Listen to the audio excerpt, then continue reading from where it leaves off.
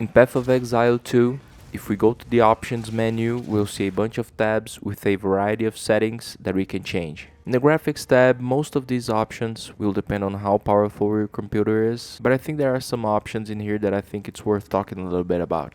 In upscale mode, the default option selected by the game is NIS, which makes it look kinda weird with these jagged lines in the textures, so what I recommend in case you have an Nvidia card is selecting Nvidia DLSS. Then, in max image quality, we select Nvidia DLAA and the game will look even better. I like using sharpness in 0%, but it's just because of personal preference. I think it makes the game look even more smooth. You can put this in whatever looks better for you.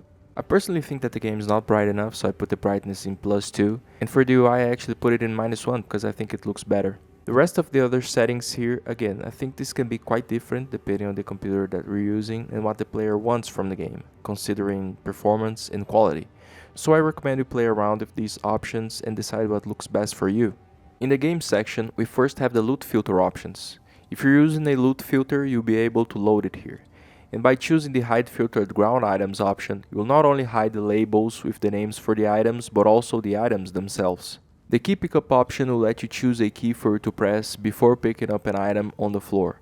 This is a good feature for you to avoid misclicking in moments where you're fighting a big pack of monsters and instead of attacking them, you end up clicking on an item to pick it up. You can choose to press the highlight key before picking the item up, which is Alt by default, or another key or any other combination of keys you can configure in the input section. At first, I had this unchecked, but since I've died from misclicking enemies that started dropping loot in the Trials of Chaos, I decided to use this, and in my case here, I use it in the F key.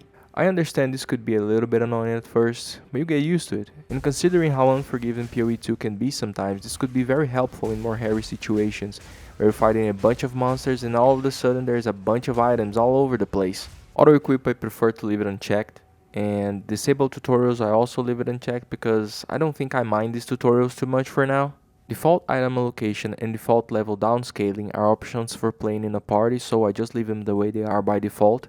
Short allocation for item allocation and enabled full level downscaling. I uncheck gem cutting restrictions and leave equipping restrictions unchecked by default. I want to have more freedom to choose whether or not I want to craft a skill gem, even if I already have it. And the same goes for equipment. Sometimes we just want to equip a piece of gear and not care if one of our abilities stop working or not. In interface, I uncheck the quest tracking option to have a more clean and more immersive interface.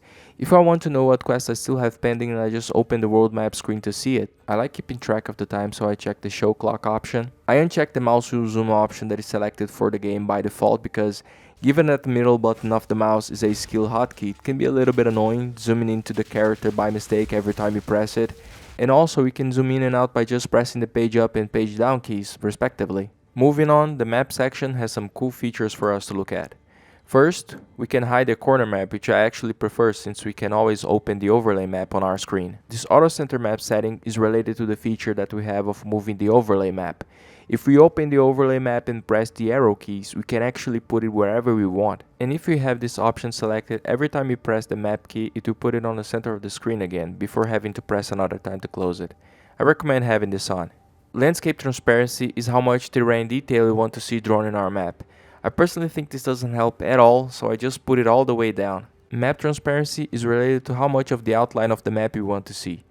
Unlike landscape transparency, I like having this option all the way up, and that's because I don't like playing with the overlay map open all the time, but when I open it, I like seeing it as clear as possible. Independent of how much transparency you like in your overlay, it's important to remember though that there are some very bright areas in the game that will prevent us from seeing the map if it's too transparent. One example of this is the Drowned City in Act 3. Map zoom is very straightforward, it's just how close you want to see your map. I think that the best way to have it is all the way down so you can see as much as possible of the area you're in. And one thing that's important to mention is that these three sliders here also apply to your corner map in case you prefer using it. If we go down here in the items section, we will see that the always show sockets option is unchecked by default. So go ahead and check it since it's very important to know right away how many sockets a piece of gear has. And just leave these three other options here the way they are by default, there's no need to change them. In the gameplay section, select the show life mana level so you can see exactly how much life, mana, energy shield, and even other resources you have like rage for example. By default, the game leaves the show flask buffs and show our icons options unchecked, so just go ahead and check them. One of the best settings here is turn your minion life and mana bars above your character, which will make it much easier for you to control your character's resources.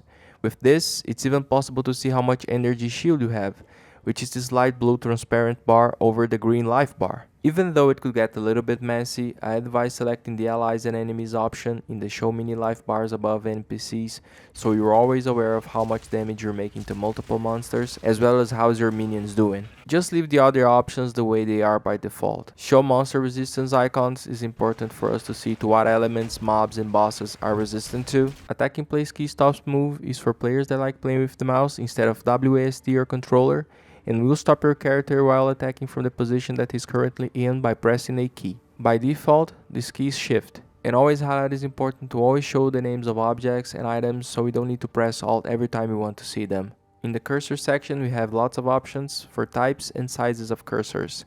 I like using high contrast small with hover and click cursor unchecked. Leave navigation tooltips checked so we can see the different commands possible for us to use while inspecting an item in our inventory. And in the chat section of the settings, these are all personal preference. I just like leaving all of this unchecked while I'm playing, but you could also change the font and chat box sizes. Sound settings, I just leave them the way they are by default. Input, I use WASD, but I change the keys quite a bit because I have a mouse that has extra buttons. So this is also personal preference, just configure it the way that is best for you. One important command that I want to mention though is the direct minions. This command is very good to protect minions against AoE attacks, especially from bosses. What I like using is shift plus left click, so I can command my minions to get out of the way very fast in the case of hard hitting attacks. And finally, the notification settings are also from person to person, and in my case, I just leave them all unchecked not to be disturbed. And that's it, I think we're all set. Thanks for watching.